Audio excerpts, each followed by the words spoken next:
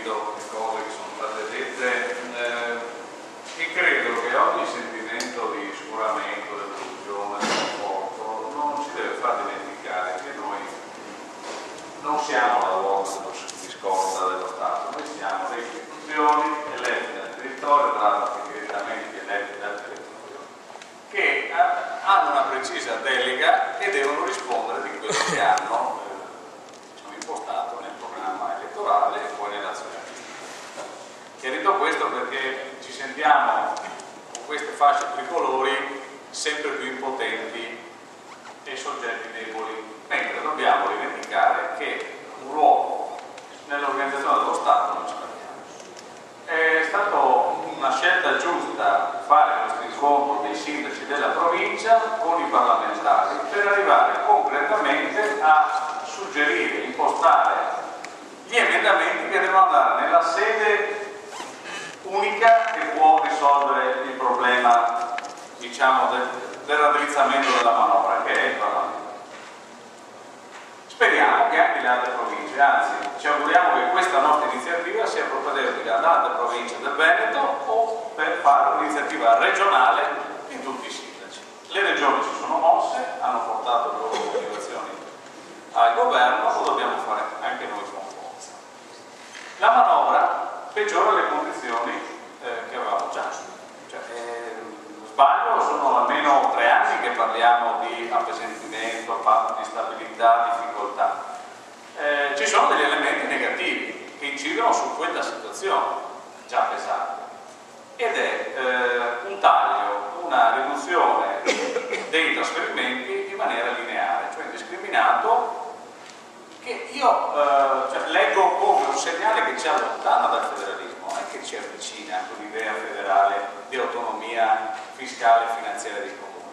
Cioè io oggi registro che l'autonomia fiscale e finanziaria del mio comune non esiste più. Cioè, io non ho possibilità di modificare la mia spesa attraverso scelte che dipendono da me, perché se non rispetto il patto mi riducono i trasferimenti, se non rispetto me li riducono comunque, e qui c'è ovviamente un ragionamento tutto politico, perché non si è valutato in necessità di fare il risanamento del paese. Non è che qui l'ha detto Chiampasino, l'abbiamo detto tutti, l'ha detto anche Tomasi, è anche il presidente dell'ANCI. Nessuno nega che c'è da fare, come tutti i paesi europei, una riduzione della spesa pubblica e ovviamente un assestamento dei conti. Però quello che non è accettato è l'iniquità con la quale si fa questo tipo di manovra.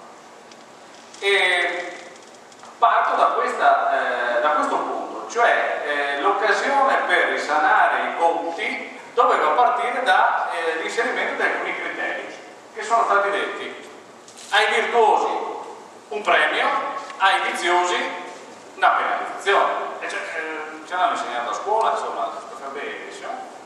I compiti hai un premio, se non li fai bene e insisti a non farli bene hai una penalizzazione. Qua no, di fatto passa il principio che i famosi costi standard, in rapporto ai dipendenti che ogni ente ha, in rapporto anche a quello che su 100 che entra quanto restituisco ai cittadini, non è preso in considerazione. Questa è l'ingiustizia. Cioè, se io ho l'amministrazione, gran parte dei nostri comuni è così, incassa 100 e restituisce 70 e 30 se lo tiene per la macchina, siamo amministrazione virtuosa. No, mi devi riconoscere almeno un taglio dei trasferimenti minore di chi invece ha il rapporto magari inverso: 30 restituisce e 70 li spende per mantenere la macchina. Qui non è un ragionamento, diciamo, di lana capena, è il fondamento della gestione corretta della cosa pubblica. Terza cosa, le sanzioni. Le sanzioni sono durissime, ma non sono proporzionali a quanto uno, diciamo così, infrange il patto di stabilità.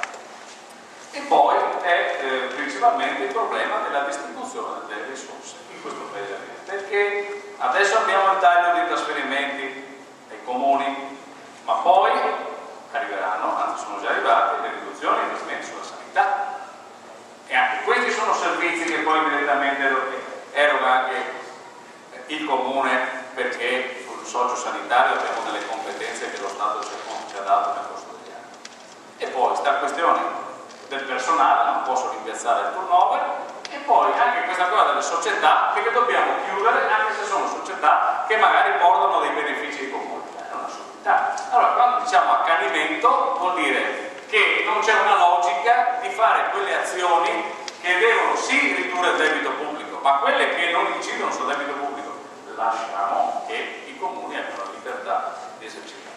Cosa fare? Perché qui veniva detto azioni eclatanti. Io mi sento sicuramente un soggetto debole in questa fase, perché, ripeto, se si taglia il trasferimento non è che posso, non sono io che invia allo Stato, diciamo, la parte di contribuzione che raccolgo dal territorio, l'inverso. È lo Stato che quasi interamente, dal quale dipendo, mi riduce il trasferimento. Quindi credo che l'unica possibilità che abbiamo è che ci sia, è una parola brutta da lobby, ma io credo una convergenza territoriale regionale che porti in Parlamento le ragioni dei sindaci, che mi sembra siano trasversalmente riconosciute, anche perché non credo sia giusto che una situazione come questa, che effettivamente non dà margine di manovra a noi, che siamo noi che dobbiamo dimetterci o dobbiamo abbandonare tutti i municipi, al di là che si possa fare, ma io rifiuto l'idea che abbandono le mie responsabilità per responsabilità di altri. Noi non abbiamo, diciamo, sbagliato, noi non stiamo gestendo la cosa pubblica in maniera errata, e per questi motivi è ovvio che è la manovra che va cambiata in direzione di premiare i virtuosi, dare a noi le competenze, ma anche dare le risorse per esercitare quello che è la